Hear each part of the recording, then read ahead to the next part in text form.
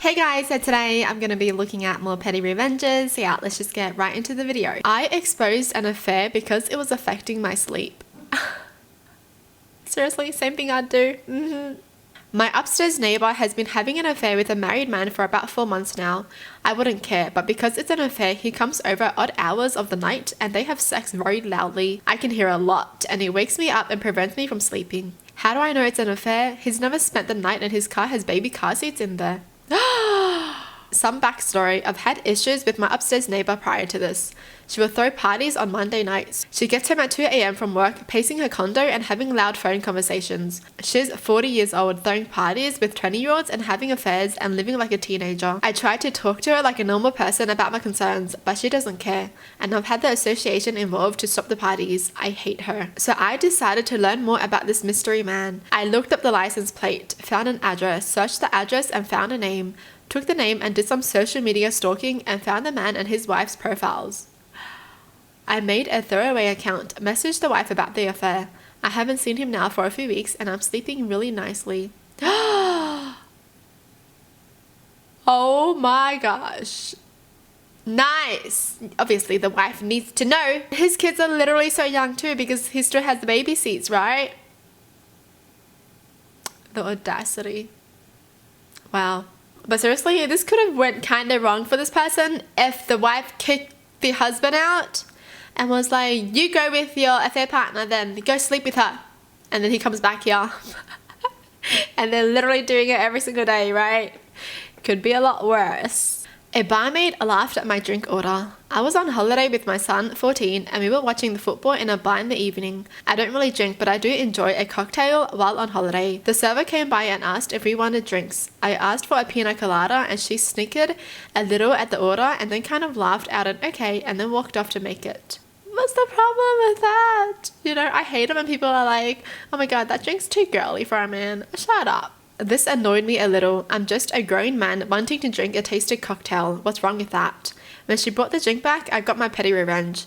As she was placing the drink on the table, I said, my mum loved these, God rest her. I always have one on the anniversary of her death to remember her. She looked horrified and tried to shuffle off quickly, so I asked her for a cocktail stirrer, so she had to come back again. When she came back, I took a sip from the straw, kissed my hand, and pointed to the sky trying to look sad. She was so visibly uncomfortable, I had to stifle my own laugh.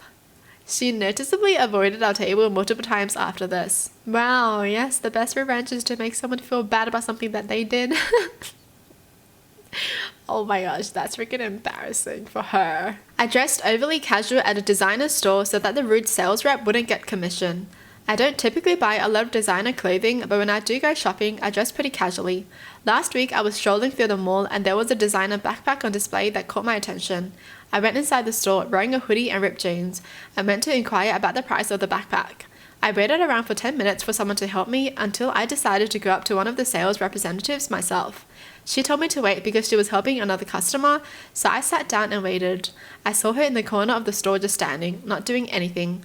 I decided to wait another 5 minutes for her to come back, but she never did. I walked back up to her and told her I wanted to inquire about the backpack. I asked if she could bring one from the back room so I could take a closer look at it. She told me that she wouldn't be able to do that unless I was planning on purchasing the item. She seemed annoyed with my request. Before I could say anything else, she quickly walked away to help another customer. I'm quite young, 25 years old, and I could tell she didn't think I was serious about purchasing it and didn't want to waste her time. I would have actually purchased it then and there if she hadn't been so dismissive. A few days later, I went back into the store. This time I made sure to dress even more casually than before. I walked in with a pair of sweatpants, running shoes, a tank top, and a zip-up.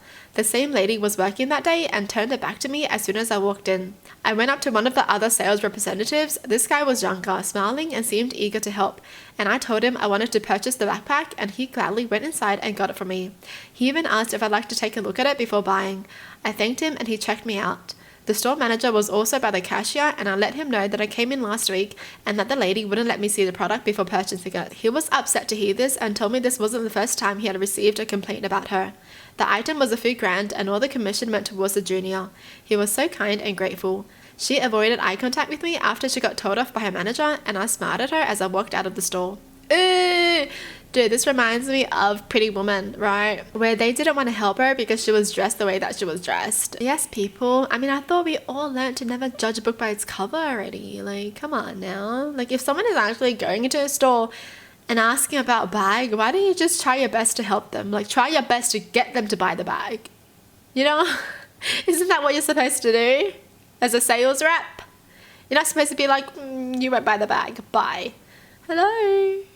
You're trying to make some money for yourself, so do your best. Roommate stole from me, so her wallet vanished. Back in college, I had better credit than my 3 other roommates, so I put out internet and TV under my name, otherwise the deposit would have been $600. The cable company offered me a $300 Visa gift card upon sign up. 2 months later, I called them because the gift card never arrived.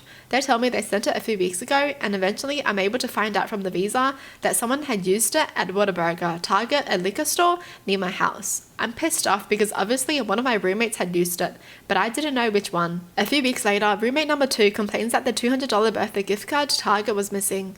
His mum still had the receipt, and the store was able to tell her that someone had used it at Target near our house.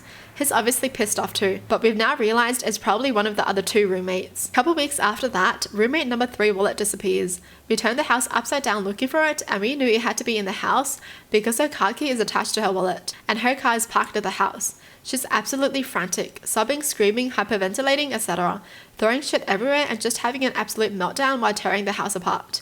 We had never seen her behave like this, so we're all kind of surprised that she'd be that upset about her wallet. It's stressful for sure, but I genuinely was concerned about how she was reacting. She says the gift card thief must have taken it, implying it is roommate number 4, the only person who hasn't had something stolen yet. A few days after that, I found her wallet in the trunk of my car. We had gone to groceries together, and I guess she just laid it in the trunk. I'm like, holy shit, I found her wallet. And then I open it up because I'm just excited to confirm that I did find her wallet. Bam, both stolen gift cards front and center, no doubt. The Visa gift card has my name printed on it, and roommate number 2's mum had written something in a Sharpie on his gift card. I realized she had a meltdown because she was afraid we'd find out she was the thief. I left the wallet, cash and all, right where it was, pushed up against the inner lip of the trunk so you couldn't see it unless you leaned further in the car. A locksmith wouldn't make her new keys without the title, and the title was in the glove box of her locked car. All in all, she spent about $500 replacing her DL, title and keys, not to mention not being able to drive her car for 2 weeks. I moved out of state with her wallet still in my car, finally tossed it in the trash several months later. Sometimes the universe assists you with petty revenge. Amazing. You know what? I do the same as this person. Like, I wouldn't confront them. You can suffer, alright? Karma. Seriously, like, why am I going to give you back your wallet when you stole from me? No, I'm just going to leave it where it was because that's where you left it. So that's your own responsibility. Like, I'm not going to help you. Oh my god. So the only reason she was so frantic was because she was afraid that she was going to get found out. She was going to get caught for being a thief. Seriously, it's always the thief that blames someone else. They're like, oh my god, it must have been you who stole that stuff. That's crazy. Like, that roommate is lucky this person didn't freaking call the cops on them for stealing, okay? Oh my god. Like, it wasn't even like a small amount that they stole. $300 and a $200 gift card. So basically $500.